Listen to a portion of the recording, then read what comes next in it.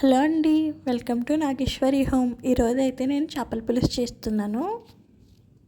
ముందుగా స్టవ్ వెలిగించుకొని గిన్నె పెట్టుకొని అందులో ఒక 4 టేబుల్ స్పూన్ ఆయిల్ అయితే వేసుకోండి. చేపల పులుసులోకి కొంచెం ఆయిల్ ఎక్కువే పడుతుంది కాబట్టి చేపల పులుసు తగ్గట్టుగా ఆయిల్ అయితే తీసుకోండి.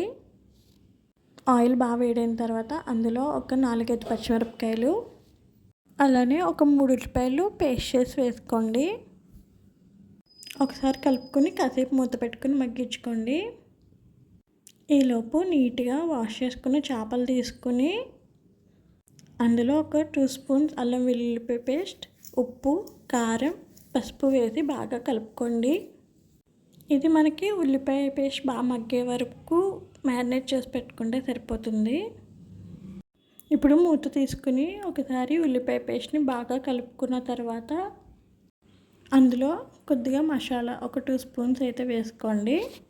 ఈ మసాలాలో అల్లం వెల్లుల్లిపాయలు, అలానే జీలకర్ర, ధనియాలు, గసగసాలు, చెక్క, లవంగాలు, అలానే ఇలాచి ఇవన్నీ వేసి పేస్ట్ చేశానండి. ఇది ఇంతకుముందు చేపల ఫ్రై వీడియోలో కూడా చేశాను, కావాలంటే చెక్ చేయండి.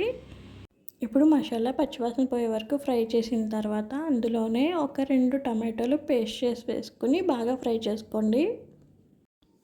ఈ విధంగా బాగా ఫ్రై చేసుకుని కాసేపు అయితే మూత పెట్టుకుని మగ్గించుకోండి. చింతపండు ముందుగానే నానబెట్టుకుని పెట్టుకోండి. ఇప్పుడు మూత తీసుకుని ఇంకొకసారి బాగా కలుపుకుని అందులో 1 స్పూన్ పసుపు, అలానే 3 స్పూన్స్ కారం, అలానే కల్లుప్పు వేసుకోండి. అది ఒక 2 స్పూన్స్ వేసుకోండి. ఇప్పుడు బాగా కలుపుకొని బాగా ఫ్రై చేసుకోండి. ఉప్పు కావాలితే తర్వాత చూసుకొని మళ్ళీ వేసుకోవచ్చు. ఇప్పుడు కాసేపు మూత పెట్టుకుని మగ్గించుకోండి. ఈ గ్రేవీ బాగా మగ్గిన తర్వాత ఇప్పుడు మనం మ్యారినేట్ చేసుకున్న చేప ముక్కలను అయితే వేసేసుకుందాం. ఒక్కొక్కటిగా గ్రేవీలో అయితే చేప ముక్కలు వేసుకోండి. కాసేపు ఇందులో ఇలా గ్రేవీలో ఉన్న తర్వాత మళ్ళీ ఇంకో సైడ్కి తిప్పుకోండి. ఇలా చేయడం వల్ల 2 వైపులా గ్రేవీ బాగా పడుతుందండి చేప ముక్కలకి. జాగ్రత్తగా ఎక్కువగా తిప్పేయకుండా స్లోగా తిప్పుకొని అప్పుడు మూత పెట్టుకుని కాసేపు మగ్గించుకోండి. ఇప్పుడు ఇందులో నానబెట్టుకున్న చింతపండు రసం అయితే వేసుకుని ఒకసారి స్లోగా కలపండి. గరిటెతో ఎక్కువగా కలపద్దు, ముక్కలు విడిపోతాయి. అలా కలుపుకొని గ్రేవీ బాగా పట్టిన తర్వాత అందులోకి ఒక గ్లాస్ వాటర్ అయితే వేసుకోండి. ఇప్పుడు మూత పెట్టుకుని చేపల పులుసుని అయితే బాగా ఉడికించుకోండి. గరిటెతో కాకుండా ఇలా గిన్నె పట్టుకుని కొంచెం తిప్పితే గ్రేవీ బాగా పడుతుంది. పులుసు బాగా మరిగించుకోండి, టేస్ట్ బాగుంటుంది. మధ్య మధ్యలో ఒక్కొక్కసారి ఇలా కలుపుకుంటూ ఉండండి. పులుసు దగ్గర పడే వరకు కూడా ఉడికించుకోండి.